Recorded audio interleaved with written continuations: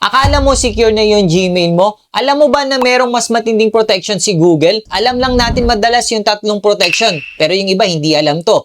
Yung unang protection na tinutukoy ko, yung Google Authentication App. Pangalawa, yung phone recovery. Pangatlo, yung email recovery. Pero meron pa palang mas matindi sa tatlong protection na yan si Google. Yun yung advanced protection na tinatawag. Nice. Ipapakita ko sa inyo ng actual at kung ano ang benefits nito kapag meron tayong advanced protection ni Google. So tara. So punta lang tayo guys sa Gmail. So dito punta lang tayo sa security and sign in. Ang makita nyo po dito sa security and sign in, advanced protection, naka-enrolled na po tayo. So pag kinlik natin yan, ganyan po ang lalabas. So maghahanap po yan ng password fingerprint sa ating mobile phone. Kaya napaka-importante yung device natin guys, no? Take note ha, napaka-importante ng phone natin. Ingatan nyo. Yan, scan lang natin. So dito sa advanced protection guys, basahin nyo lamang to. The advanced protection program is safeguards users the high visibility and sensitive information targeted online attacks. Especially guys, no, yung mga phishing na tinatawag. Alam niyo ba yung phishing?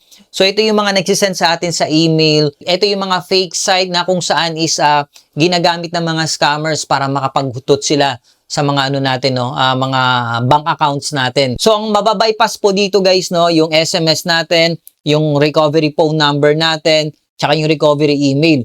So ang mangyayari na po niyan guys, ganito po, ipapakita ko sa inyo ha. Halimbawa, nakuha niyo yung email ko, ilalagay ko dito sa computer para may idea kayo guys sa mangyayari, no. Halimbawa, ito yung email natin, no. Next. So kahit na alam ko yung password niyan guys, pansin nyo, hindi pa rin ako makakapag-login dyan. So the only way para makalagin tayo dyan guys, no, click natin tong try another way. Use a passkey, pwede natin gamitin yan. Your device will ask your fingerprint face screen lock. So since gamit na yung computer, hindi natin magagawa dito yan. So, try another way tayo ulit. Try another way ulit. Click nyo lamang yan. Okay? And then, dito sa phone natin, guys, makita nyo, may nag-notify sa atin. Yan po yung sinasabi ko sa inyo, guys. Ito yung way natin makapag-login tayo. Yes lang natin yan. And then, scan natin yung finger natin.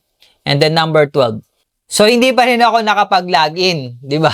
So, sabi ko sa inyo hindi kayo basta-basta makapag-login. So, ito yung isa sa mga benefits kapag meron tayong advanced protection. Kahit na binigay ko sa inyo yung password ko, hindi nyo pa rin mapapasok basta-basta yan. The only way is, pupunta kayo guys, no, sa phone nyo, i-unenroll nyo ulit siya. Diba? Ganun ka-secured. Kahit na ultimo ikaw, nilagin mo sa laptop mo, sa computer mo, sa ibang gadgets, hindi basta-basta yan guys. Di ba? Yan sinasabi ko sa inyo. Tapos, mano-notify ka kapag merong nagbubukas ng account mo. Yung kanina lumabas, pinakita ko sa inyo, di ba? Yun, nakagandahan.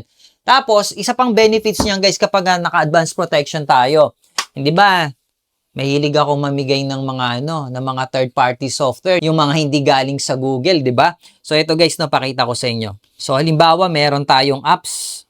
Ayan, APK. Halimbawa, install natin itong music na lang. Install. Yan, nakita nyo? So, hindi tayo basta-basta makakapag-install ng kahit anong third-party software dyan nang hindi galing sa Google mismo. So, para sa akin, sapat naman yung tatlong security na sinasabi ko. Yung Authenticator apps, yung phone recovery, at saka yung email recovery. Yung tatlo kailangan nyo yung tatlo. Hindi pwedeng phone recovery lang. Dapat tatlo talaga. At kung gusto nyo naman ng mas matindi, pwede nyo gawin itong Google Advanced Protection. Lalo na kung ikaw ay nagko-content creator. At kung ikaw ay affiliate marketer. Lalo na kung business owner ka din. At isa ka ding YouTuber, di ba? At kung meron ka ding mahalagang files sa mga Google Drive mo. O, di ba? So, sana may natutunan kayo sa video na to. Thank you so much sa inyo lahat, guys, no? Sa mga bagong subscribers natin, thank you. Shoutout sa inyo lahat, guys. Thank you so much sa mga bumibili sa ating affiliate link. Thank you, and God bless you all. Ingat palagi.